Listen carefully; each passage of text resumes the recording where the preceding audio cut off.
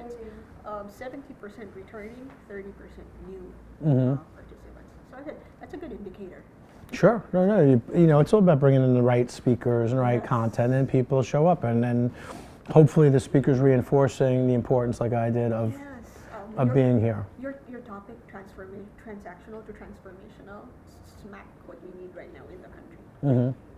You good? Really? Okay, right. sure.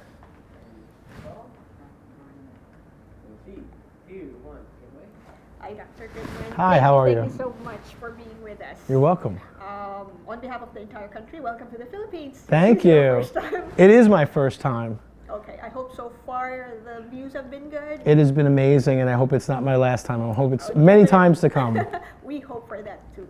So the crowd out there, they loved your speech from the get-go. I think a lot of the questions or a lot of the thoughts that were running through their head is basically right now in the country, a lot of changes in the economy where HR leaders, HR executives work for a number of family-owned businesses or legacy-structured businesses. Now that even me listening from the back, I got all fired up, returning to my organization. Let's say I go back next week to my company, to my employers, and I now have the experience of listening to transactional, changing to transformational. How do I sell this in order to get the support I would need from the influencers inside my organization? What steps can I take? I think the easiest way to support any change is by looking at the references and the companies that have transformed themselves and what they're doing. So the examples of Google and Amazon and Facebook and Twitter and Apple and Microsoft are all great examples of companies that started off in maybe a little transactional, and then they transformed everything about the way we do businesses, no different than the famous leaders, Mr. John and Corazon Aquino, and the person who has the Balakabayan box transforms families' lives when they receive those presents from their Pinoy relatives outside of the Philippines, and they get that, it brings the whole family together. So you can be a transformational leader or a transformational company, but there's so many examples, and the more examples that we give people, the more references they get, and it becomes something that's more normal than new. And becomes reinforced. Exactly, because you want to reinforce the message because people are afraid of change, but if they see other people doing it, then they're willing to possibly take a risk. And there is really no risk. There's only an upside. There is no downside to transforming, growing your people, creating a sense of family and a mission that people get behind, because everybody wants connection. And that's why Facebook is blown up and all these other things, because people want that connection. Now we can connect with people that we haven't seen in 10, 20 years, people we went to school with, and that's the bond. So the message is there. We just have to look at the model and apply it to our own business. Right, perfect. I guess because a lot of them will be taking that home with them, taking it back to the office when they go back to the office. Yeah. Earlier during the luncheon, I guess another transformational tidbit that I took away from what you said was when we were talking about what's more difficult, hiring or firing. And you shared a statement there that we don't fire people, or as leaders or managers or HR executives, we haven't fired anybody. It's the employees who fire themselves. Correct. And I guess that is also transformational. Sure, because we look at it sometimes from a sense of guilt and we want to hold on and help people, but the reality is that you don't fire anybody. They fire themselves. They don't do the job, they don't do the thing, so the end result is what happens. It's not anything that we have caused or done, as long as we put them in a position to be successful. We've done our side on directing them and changing them and attempting to train them and give them the tools for success. If they don't take that opportunity and run with it, then they fired themselves. Is there ever a time where you'd say you've done enough? Let's say as a manager, as a leader, is there an indicator that we can tell ourselves, okay, I've done everything that I can? I think it's a gut. We know. It's just about pulling the trigger. And what I'll also do is I will find that person, if possible, an opportunity to be successful somewhere else. So we will move them, because sometimes someone is in a niche or area in the company where it's not focusing on their strength, and then we move them laterally, and all of a sudden they thrive. Because it costs you money every time you hire and fire somebody, and we say sometimes around $20,000 to $30,000. That's entry level position. As you go up the food chain in higher management, it's more and more because you've got to train them. They're going to make mistakes. Who's ever training them can't do their job, so you're better off making the save if possible. If not, you let them go so they could be successful somewhere else. It may not be the right environment. Exactly. Some people thrive in an environment, it's a group environment. Some people thrive on their own based on their personality styles. And if they're not doing what they love to do, they'll never be successful. They've got to like it. It can't be, like I said, just doing time, just showing up, punching the clock, and going home, which a lot of people do. That's a nice way of putting it, when you come to work and you're just doing time. Right. And we all know people like that. We see it, we observe it, and it's not good for them either because they should enjoy their life. And if they're not doing what they love to do, we should seek to find out what's important to them and ask them those questions. What do you really love to do? What's most important in your life? And they'll give you what some of their core values are. And if you could figure out how that helps your organization, that's a win-win. Okay. Definitely when we align it from the individual perspective to the organization, it makes everybody happy at the end of the day. Exactly. It makes a huge difference. Also, one takeaway I personally got from the talk would be when you mentioned that a lot of leaders spend their $100 hour on $5 tasks or $5 things. I'd like to hear more of that. Yeah, and I find myself doing that too. Some of the things that we're not the best at, that we can delegate to others. Even if it's editing a video of mine, which I'm not an expert at, and I don't do the best job. I like to do it, but it may take me an hour and a half, and it takes someone 10 minutes.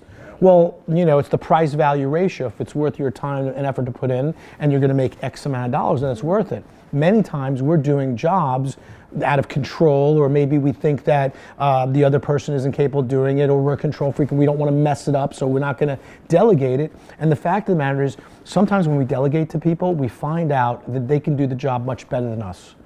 And it's sometimes a fear or a control, but you can't go on vacation if you don't delegate, if you don't show people what to do, and you constantly have to have people working on their highest and best use, whatever that is, and especially you as a leader. If your highest and best use is doing, $5 activities, which it probably isn't, then continue to do it. But the reality is, if you want to grow and you want your team to grow, you've got to take a look at all the tasks that you do and determine what can only be done by you, what can be sent to someone in your organization, and what might have to be sent outside the organization to be done by an expert that could turn it around quickly.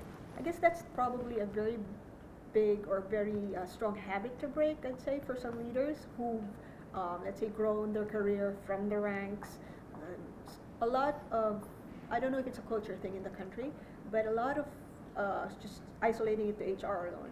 A lot of HR directors or senior HR people have grown through the ranks because they started out as an administrative assistant.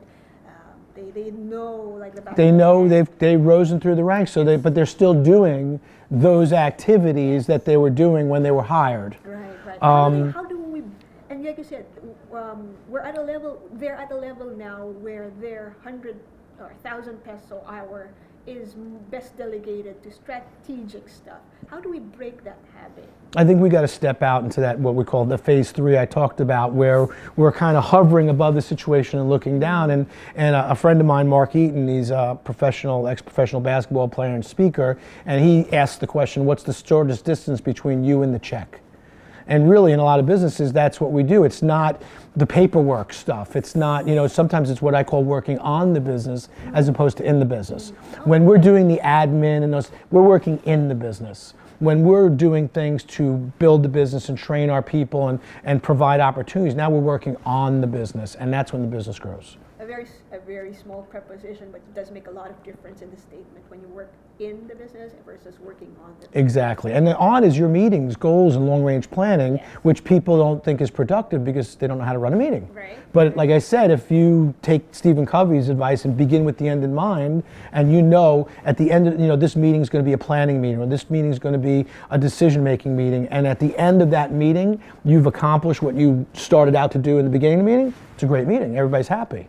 But if you're just in that whole meeting and it just goes into a discussion and nothing goes forward, then people think it's a complete waste of time, and then they don't even want to attend the meetings. So we have to get people to move in. And the other thing is at the end of the meeting is having that leader debrief the meeting and say, here's what we accomplished, because some people don't see that. And say, good meeting, or what can we do to improve the meeting? And that's one of the biggest things that we can do is break it down, summarize, and no different than paraphrasing what we learned or what lessons there were, is reviewing the meeting so we're constantly moving ahead and having a set agenda so that we know specifically, and everybody's prepared and they have the agenda 24 hours in advance, so there's no surprises, no pop quizzes like when we went to school, because the goal is to have everybody win. And the only way they can win is if they're prepared. That entire approach, right, it's something that from an HR perspective really, really has to be ingrained, everybody on the team. I share the thought that it's not everybody has that skill. So you got to know who has that skill and at what level. But it all starts from the top. Yes. If the leader is out there and they're there to assist people and they're asking people if they need any help and being there, it's consistent. Mm-hmm. So if you just do it once off, somebody's going to say, what do they want? They must want something from me. But if you do it consistent, 90% of the time, when you ask them if they need any help, they're going to say, no, I'm fine. But that one time, now you've opened up the door and they're going to feel comfortable in asking, when most people would rather figure it out on their own and then they fail, and now all of a sudden your time frame is way behind because they didn't want to ask for help. They were embarrassed, they had too much pride. So I make it very clear, and especially using myself and some of my failures in self-deprecating, that make people feel it's okay to fail, and now we know what doesn't work. Let's focus on that versus focus on that we failed. Right. So you've been in the business, Doc, for, I don't know, decades, I guess? Yeah, 30 years. 30 years. Oh, that's a whole lot of experience. That's a gold mine there. Let's say, Doc, let's put it in perspective. Let's go back 30 years, and you're talking to the young Rick Goodman. What career advice would you give that young man? I think I would give that young man the same advice that young man had on the path and put him here today. I'd say the only exception is my grandmother always said you had 2 ears and 1 mouth to listen twice as much as you speak. And the gold is in the listening. The gold is in hearing your employees. The gold is in, that self-analysis, and when people, I give my whole staff permission to tell me when I'm not being all I can be because I want to improve myself.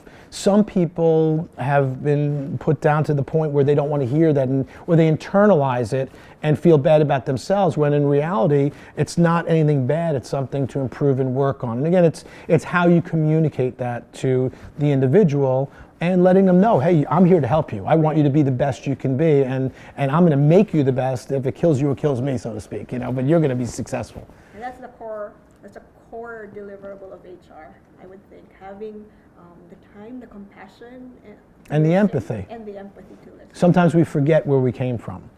My grandmother always used to say she was most proud of me when I was a garbage man in the morning and a lifeguard in the afternoon, because in New York it was a political job, so if your dad knew somebody, you could work on the back of a garbage truck and pick people's garbage up. And that's what I did at 17, knowing I was going to be a doctor.